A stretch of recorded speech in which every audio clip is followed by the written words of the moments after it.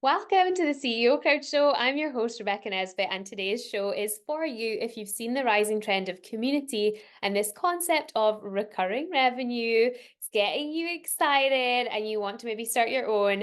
This show will help you avoid some really common mistakes. I feel like there is this very missold concept of just add a community. Like it's so easy, like it will take none of your time, like it will be this constant stream of money for you. And I don't agree. I think that's not accurate information. And I want to share a story with you of a community that I was a part of that went very wrong, and then how you would actually navigate building your own community and some things to really think about and consider. So, the community that I'm going to speak about will remain nameless because I don't think that it is my position in this world to drag down anyone else's business. But I do think that this experience is very important that it is shared so that you can see the pitfalls of not considering everything about your community before you actually start and launch it. If you launch it as very much a test, what can kind of happen if you throw everything in the kitchen sink at it and then don't necessarily back up your word?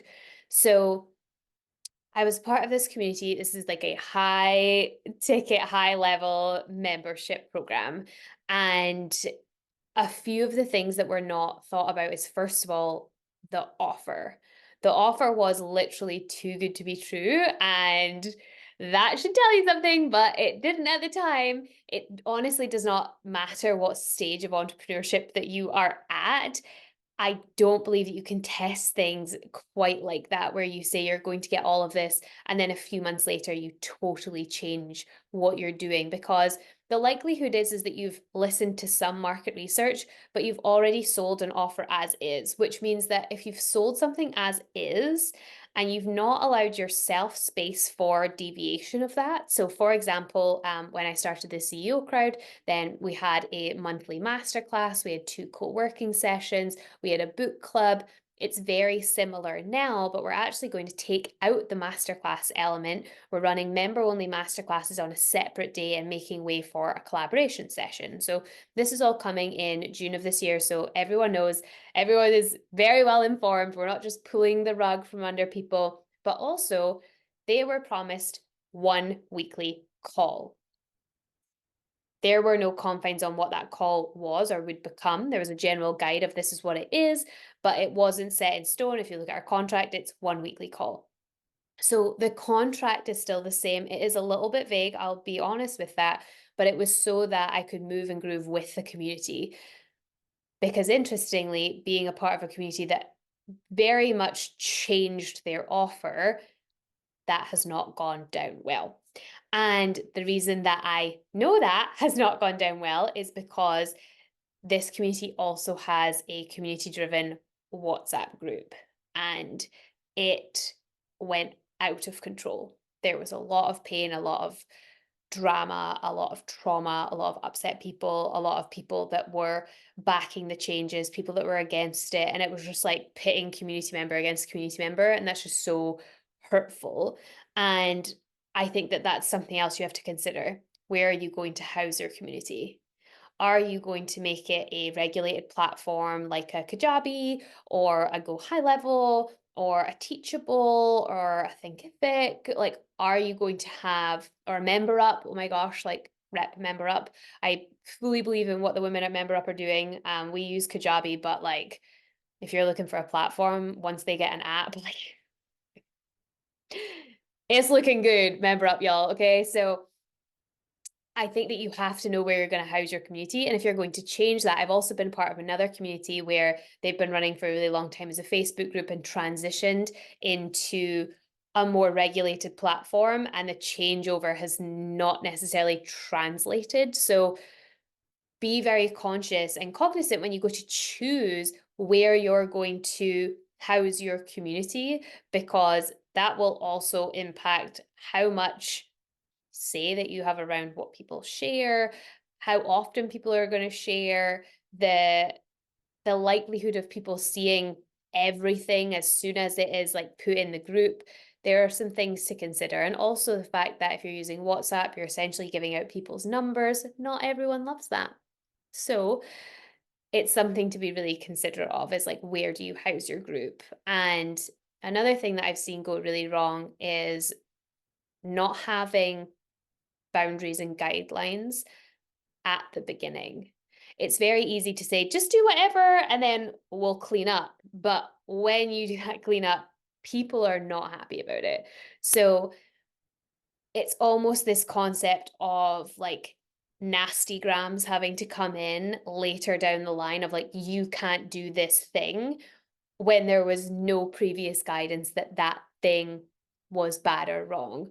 So it just makes people feel like they're pulled out of the community, that they're given a slap on the wrist and that they are wrong or bad. And they're absolutely not. It's just that they've changed the goalposts and the guidelines and they've not told anyone. They've not been explicit in it. They've just changed it on a whim. And then it's created a lot of animosity and difficulty within the community. So a couple of things to, like I said, be really considerate of. When you have an offer, if you're at the very beginning, make it decently vague. You want it to be specific enough that people will buy, but vague enough so that you can change it with the support and the co-creation of your community. The second thing is think about where to house your community product. I think that's really important and check out what works best for you. I gave a few examples, but you have to find the platform that works best for you and that you can understand or that you can potentially hire someone to work in on your behalf so they can set things up. Be super conscious of that. And also, if you're a savvy entrepreneur, be conscious of how much you're paying for those services and really think about, if I was to house all of my things in this one platform, would that save me money? Like, genuinely be a smart, savvy financial entrepreneur.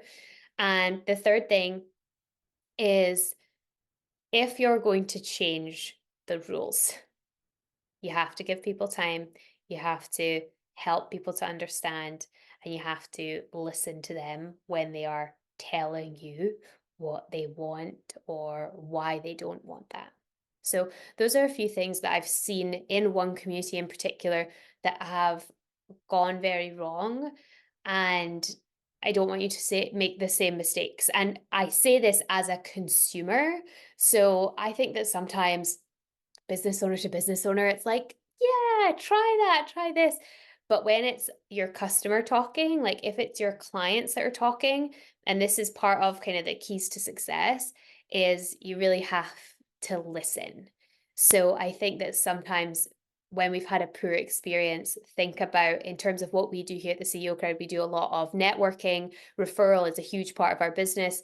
Well, I'm not going to refer a community that I've had that experience with. And it's not because they're wrong or bad, they did things their own way. So we're not pointing fingers, we're not playing a blame game. We're just saying these are things that did not work well from a business perspective in my eyes, but also as a consumer. These were things that were either hurtful to me directly or to the people that I know in the group.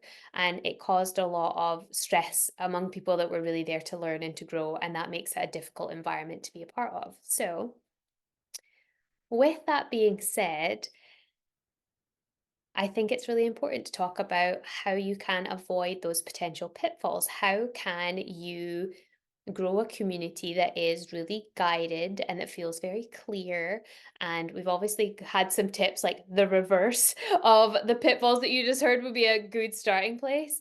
But I think that there are three really key things that I want to bring in here. So the first is market research. It's not sexy, it's not cool. You probably won't want to do it. It'll probably feel icky, it'll feel weird. I have to ask people for their opinions, but it's vital. It is vital to, because we see community as a living, breathing entity, but it is equally a product. So if, for example, you were to invent a chocolate bar, you're going to have people try the chocolate and see, like, oh, yeah, I like this flavor, more salt, more caramel, more of both, less of both. I want a pretzel in there. You're going to listen to people if you were designing any other product. So listen to people when it comes to your community. Do the market research. Is this something that the industry wants? Is there a need for this? Are people calling for this? What do they want out of a community? What's really important? What would be important rules to instill? What would be a great platform for this particular community. Like there's so many questions you could ask in market research, and market research is its own entire situation. Highly, highly recommend checking out Build with Becky. I know I've spoke about her before, but again, like check her out on Instagram. Her information about market research is second to none. It's where I learned everything that I know, and she will talk about it better than I will. So 100% check her out, but market research, absolutely vital.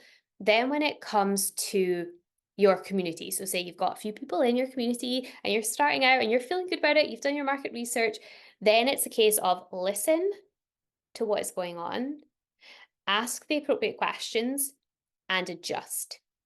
All right. So something that we changed, like I said, we changed our masterclass model so that it wasn't just external people coming in. We have such great speakers and business women within our community. We want to give them a voice, we want to give them a platform, we want to give them a place to stand so that we can all benefit from their wisdom, so that they can get to know people better, so that they can help people make better referrals to them. It's a whole process in itself. And that is because I listened to what the community were saying. I asked, would this be cool? Do you want this? And I adjusted our entire system, our entire schedule, so that it would match that. And now I'm re listening. We've had an influx of new people, and I'm like, what do you want? And there is this calling for, like, we want the experts as well. So this hybrid. So I'm like, okay, we got some work to do. We'll figure it out. And that's where you get your product ideation and that's where you get your creative juices flowing, and you can start to think like, how can I best serve these people? And it gets exciting, and you never get bored in community because there's always something going on, and there's always something to figure out. There's always something you could do better, and it's the most fun and the most joy. But you have to start off big, because then you can serve and you can deliver. And I highly recommend over delivering. Under delivering will not get you into a good space. Ain't no referrals coming your way that way, bro, just saying. And let's also focus in on, I think this is probably the number one, numero uno key to success, is make it a focus, not a side hustle. It has to be a focus of your business if you're going to add community, because community is 24/7 potentially. And people just add it. Like, just add it. It's recurring revenue. People will pay you money every month. But you have to engage those people. Retention is a real problem. Churn is a real problem when it comes to your memberships and your communities. You have to be there for people, and you won't know how to be there for people if you're just creating it as, I have like an hour that I can spare this community. I'll go in and do a Q&A. And if you're building a fan club, you're not building a community. And I have a lot to say on that topic. But I would definitely start with, let's make this a key focus. If you have a team, get the team on board. We're going to do this new thing. It's called community, and we're going to do it well. And give it intention. Give those clients your time and your dedication and your brain space and your creative ideas and your energy. Don't just let people come in because they can't afford your more expensive programs, so they're just going to be in the community. That's not a way to look at your business or your community or your clients. Like I can't even, I'll start crying if I think about my clients. Like, they literally let me live the life that I want to live. Why would you not want to do absolutely everything in your power to make the community the best experience that you can? Like, move yourself to tears with your community. It's so powerful. So those are a few things that I've seen not done so well, a few really quick fixes to recharge if you do have a membership community right now and it feels a little stagnant, or if it's not growing as quickly as you want it to, and you're like, do I just need to throw more things in it? Like, what can I do? Oh my gosh, like, the key of community is listen and ask and re-listen and re-ask and check in, and really make it a focus and something that you want to do, because community is where your heart is. that is where you will get the best results. And if you want to experience a community that we've created that I believe is like that, then come along to one of our free networking events and experience it totally for yourself, totally for free. Be a part of the energy, come share your business, get the support that you need, and then decide if our community maybe is the right fit for you, or maybe see some things that we're doing well and steal it and do it in your own community. I feel like that is a big part of our community is that there is no gatekeeping. We share everything. So if there's something that you feel works well, then please take it, adjust it, make it right work for your clients, put it in your voice, and let's just all keep growing in community together. It's one of the biggest gifts.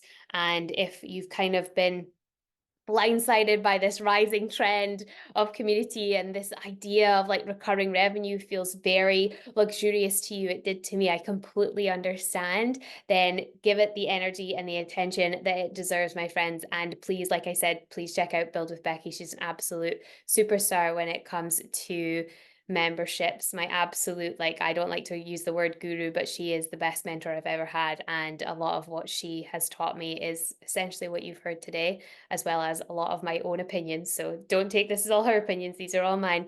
But she has just been such a pillar in community, and I think will be going forward. She'll be huge in this space, and I can't thank her enough. And when it comes to you, my friend, we'd love to see you in our networking events. And in the meantime, before we see you next week, we'll be over here believing in you.